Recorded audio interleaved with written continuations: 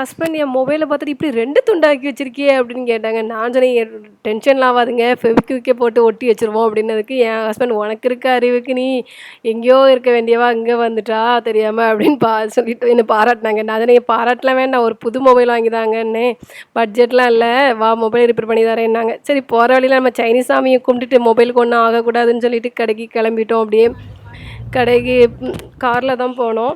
அப்புறமா கடைக்கு ஒரு வழியாக போய் சேர்ந்துட்டோம். இந்த கடைக்கு போனால் அங்கே வந்து எல்லாரும் ஏதோ மார்க்கெட்டில் மீன் கடையில் கூவுற மாதிரி கூவி வாங்க வாங்கன்னு கூப்பிட்டுருக்காங்க. என்னன்னு பார்த்தா அந்த ஃப்ளோர் ஃபுல்லாகவே வந்து ரிப்பேர் ஷாப் தான்.